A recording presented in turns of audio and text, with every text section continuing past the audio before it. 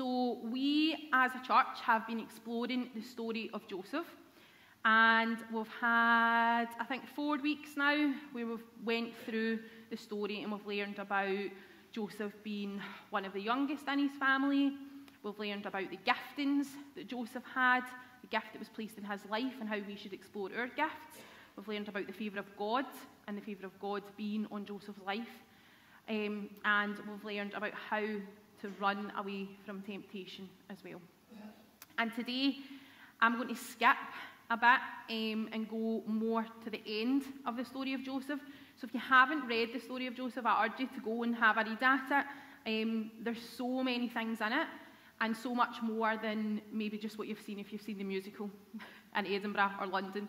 There's a lot more than just a coloured coat, so go and have a read at it. But I'm going to pick it up today at Genesis 42. When Jacob learned that there was food in Egypt, he said to his sons, "Why do you sit around here and look at one another? I've heard that there is food in Egypt. Go down there and buy some so that we can survive and not starve to death." So if you're not familiar with the story, Joseph's went through lots and lots and lots in his life, and he's now in a place where he is basically the right-hand man to Pharaoh in Egypt. And before this, Joseph knew that there was going to be a famine and that there was going to be a shortage of food. And he organised it and dealt with it so well that they now have food and everyone is coming there to try and get food from them. And Jacob is Joseph's dad, and he's saying to his other brothers, "Go, why are you not going and getting the food?" So 10 of Joseph's brothers went down to Egypt to get food. Jacob didn't send Joseph's brother Benjamin with them, as he was afraid that something bad might happen. So Israel's sons joined everyone else that was going to Egypt to buy food for Canaan, because that was hard by the famine. So Joseph was running the country. He was the one who gave out rations to all the people, and when Joseph's brothers arrived, they treated him with honour, bowing to him. Joseph recognised them immediately, but treated them as strangers and spoke roughly to them. I know I'm reading it, but I like to stop and say a wee bit. I find it interesting that Jacob didn't decide to send his youngest son. When we flash back to what happened at the start of the story, when Joseph was sold by his brothers, at that point he was the youngest. And I think Jacob's maybe still hurting from that and not sending his youngest in case something bad happens to him.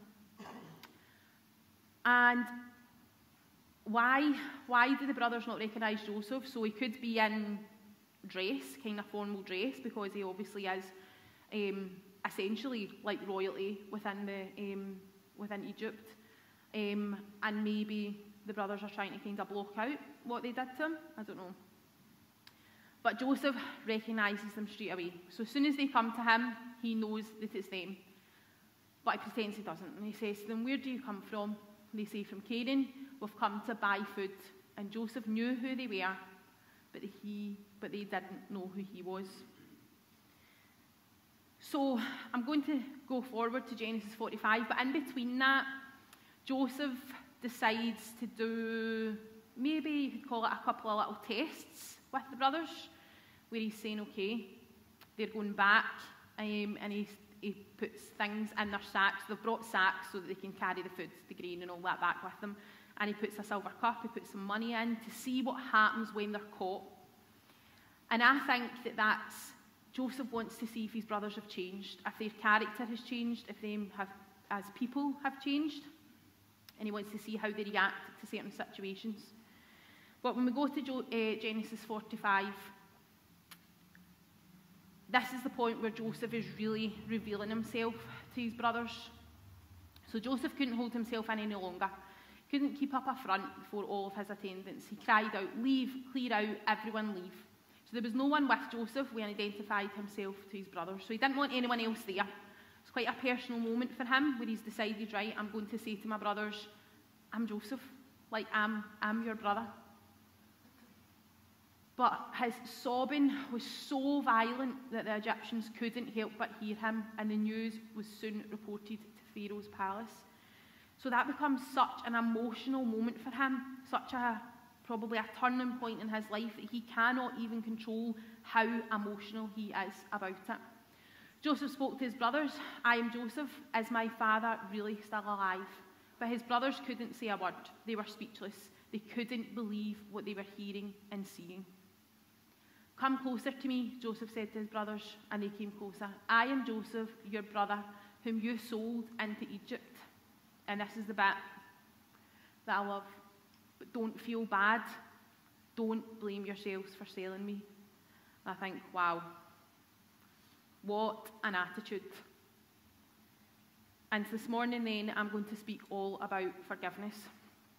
Because when you read that story, when you get towards the end of it, and you get to this section where Joseph has had a life that's been filled with really, really good points, but also really, really low points.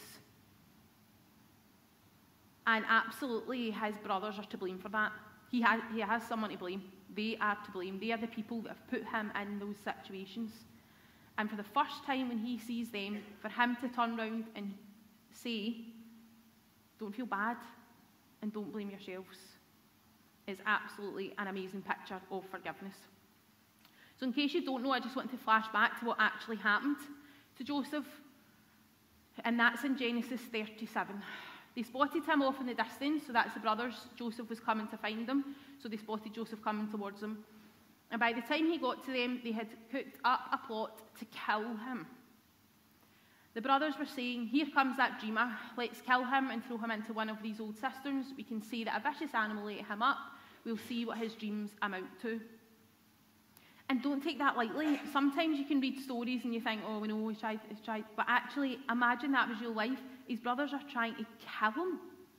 They're not just making up a wee lie about him. They're not just leaving him out of something that the rest of them are doing. They've decided that they want to try and kill him. But Reuben heard the brothers talking and intervened to save him. We're not going to kill him, no murder. And at this point, I'm like, yes, Reuben, well done. Good for you, standing up for your brother. Go ahead and throw him in the cistern out here in the wild, but don't hurt him. And Reuben planned to go back later and get him out and take him back to his father. However, Reuben actually doesn't do that. Questionable with his character. So when Joseph reached his brothers, they ripped off the fancy coat he was wearing, grabbed him and threw him into a cistern, and the cistern was dry, there wasn't any water in it. Then they sat down to eat their supper. And again, I'm like, you have just thrown your brother in a cistern, ripped his coat off, you were planning to try and kill him, and now you're like, oh, let's just have dinner. Like, it's baffling the way that they're acting. So they sit down to eat. As they look up, they see a caravan of Ishmaelites on their way from Gilead. They had camels loaded with spices, ointments and perfumes to sell in Egypt. And Judah says, what are we going to get out of killing our brother? And what are we going to do about concealing the evidence? Why don't we just sell him? Let's not kill him. After all, he is our brother and our own flesh and blood. And they're all just like, yeah, let's do that. They're not like, oh no, you're right, he's our own flesh and blood. Let's not do anything. Let's all just go back as a family. They're like, yeah, let's sell him. So by the time the traders were passing, his brothers pulled Joseph out of the cistern and sold him for 20 pieces of silver, and Joseph was away to Egypt.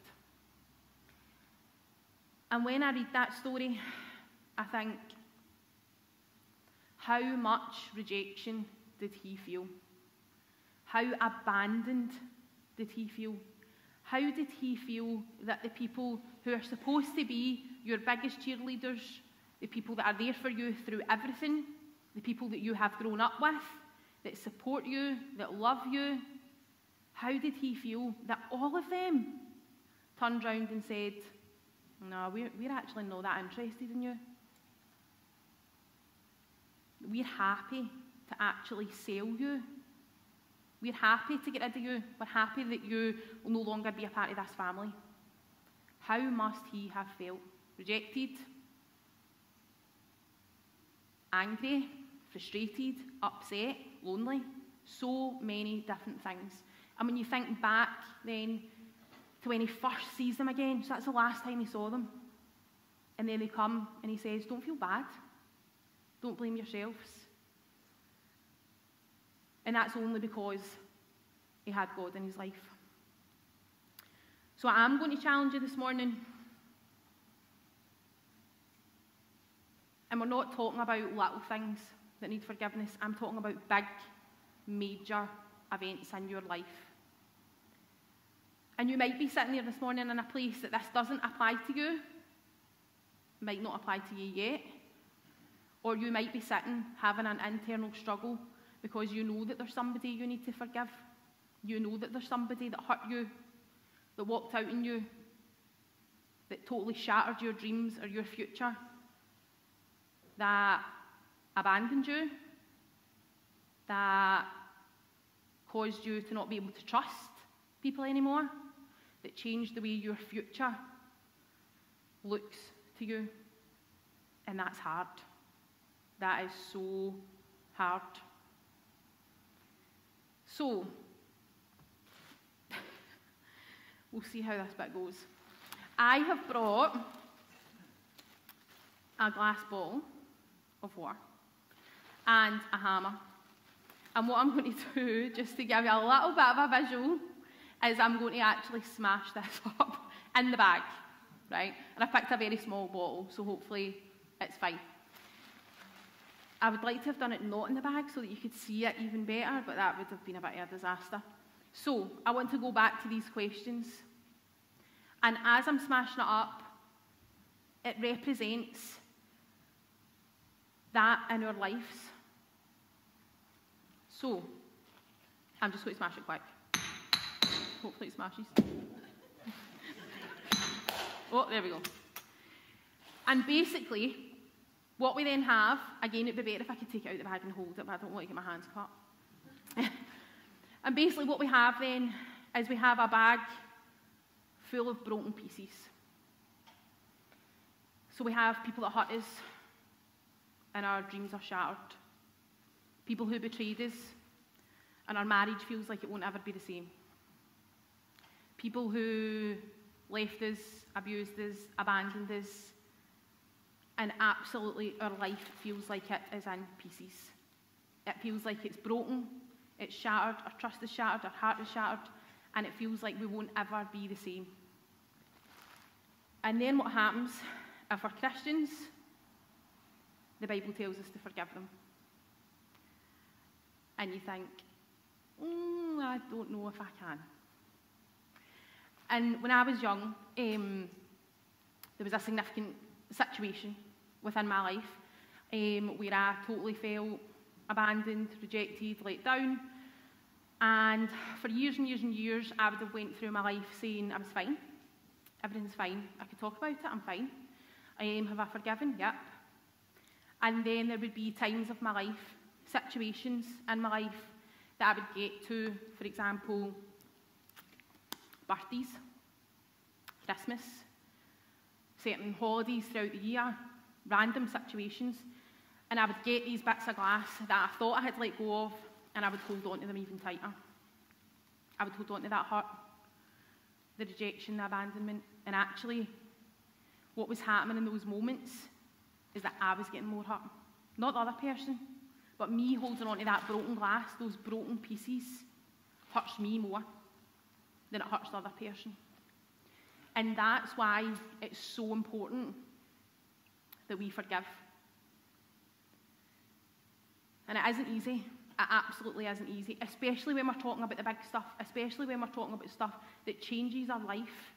Like Joseph, the way his life, and it worked out in the end, and it was fine, but he must have thought at times, why has this happened to me? Why did my brothers do this to me? Why was I the one that was sold? Why am I the one that's ended up in jail? Why am I the one that's going through all the trials? And it's absolutely not easy. Because what's so much easier is to be bitter, to want revenge, to be frustrated, to be angry, to hold a grudge. That's so much easier. And actually, social media and real life will tell us that that's what to do. Go and get revenge. Just block that person out. Just block them. Forget about it. And that's why forgiveness is so hard. Because it's hard to forget. It's hard to forget what someone did to you. It's hard to forget how somebody made you feel. It's hard to forget the impact that that's had in your life. And a massive thing for me is when things are fair. I really, really struggle to cope when things aren't fair, and even down to many small things that probably wouldn't even matter, I find it really hard when I feel like things aren't fair. In my work, in my house, if you're doing more of the chores than somebody else. That doesn't relate to my house because we're so equal in all of everything that happens. But I really, really struggle when things aren't fair. And forgiveness means we need to forget about that. It's so easy to say, how is it fair? How is it fair that that person does that? I forgive that person. How is it fair that they get to do that to me? How is it fair that they get to treat me like that? And then I just say, you're forgiven. How is that fair? I remember when I finally got to the place where I had decided to forgive the people that were involved in the situation throughout my life, and it was years later, years. And I had worked through it with lots of people had helped me, prayed for me. And I remember I was actually in my car, and I remember driving through Bells Hill. I'm from Bells Hill, so good place to be.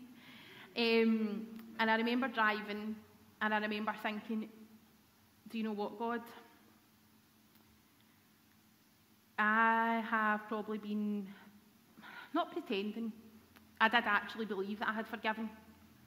But the hurt and the going back whenever there was a certain situation or whatever, and picking back up those hurt pieces and allowing it to hurt me again, eventually showed me that I actually hadn't. That I hadn't actually forgiven. That I hadn't shown true forgiveness. And when we go back to what the Bible says about that, that can be really hard as well. But we know we don't get to pick and choose the bits of the Bible that we believe or the bits that we follow, because God's written all of it for us. And there was a few parts of the Bible where I really wanted to see what are we told about forgiveness? What does Jesus say to us about forgiveness? A really, really good bit to read is when Jesus is teaching the disciples how to pray. And that's commonly known as the Lord's Prayer.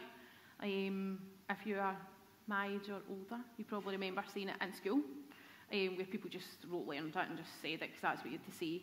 Didn't really have a lot of meaning behind it for some people. But when the disciples are asking Jesus about praying, it's included in the Lord's Prayer, where it says, forgive us as we forgive those who have sinned against us. So are you doing that? Or are we praying and saying, forgive us, and we'll just not say the other bit? Forgive us. God, forgive me, because I sin all the time. I do things all the time that I shouldn't do. Maybe that's talking about somebody, adding something to a group chat. Not intentional stuff that we need forgiveness for. But am I living the second bit of that? Am I saying, just like I've forgiven everybody who sinned against me? In Ephesians and in Colossians in the Bible, we're told to forgive because God forgives us. So God forgives us. So we're then told, we're not asked their point of view. We've not said, well, if you feel like it, you can forgive. God forgives you, but if you feel like it, on you go. We're actually told. We're told. Jesus tells us as well in the book of Mark, if we don't forgive, then we won't receive forgiveness. And that is so challenging. There's bits of that we probably wouldn't like to believe. But when our own forgiveness depends on how much we're willing to forgive other people, that should change things for us as well. And then we have Peter in the Bible who goes to Jesus and says, right, Jesus, come on, let's talk about this forgiveness. How many times are you really saying I should forgive somebody? What if somebody keeps doing something to me? What if they're not even saying sorry? What if somebody's not even asking you for an apology? What if they're not even coming saying, forgive me, I apologise, I'm really sorry? How many times should we forgive somebody? Peter says, I know, I think maybe 7 would be like the most. which thinks Jesus 7, and Jesus is like that. No, I don't think 7. I think you keep doing it. Even if it's 77 times, you still need to forgive them. And again, if we actually think about that, imagine someone's done something to you 77 times. I know that my initial human reaction after a couple of times would be like, no, forget it, I've had enough of this. Never mind 77 times. So we're told to forgive. And for me, like I said, it was about taking all of these broken pieces that sometimes I was putting down, sometimes I was picking them back up, carrying them without even knowing. Sometimes I was grabbing onto them really, really tightly and getting more hurt and more hurt. And then the next day I could be like that, well, I'm fine, doesn't matter. I have forgiven. But for me, it was the realisation that actually what I need to do is I need to put these down for good, forever. I need to go and I need to change my focus. Because actually it's not about how much forgiveness somebody deserves or how much forgiveness somebody needs. It actually became about how much freedom I wanted from that and how much freedom I wanted from that situation. It's about the freedom that we gain from that. And that doesn't change the forgetting. It doesn't mean we straight away forget what someone's done to us. It doesn't mean that it becomes fair. Absolutely not. But what it does mean is that we are free from that. We are free from the continuous hurt, from picking up those broken pieces, even if it's just once in a while, and allowing that to hurt us.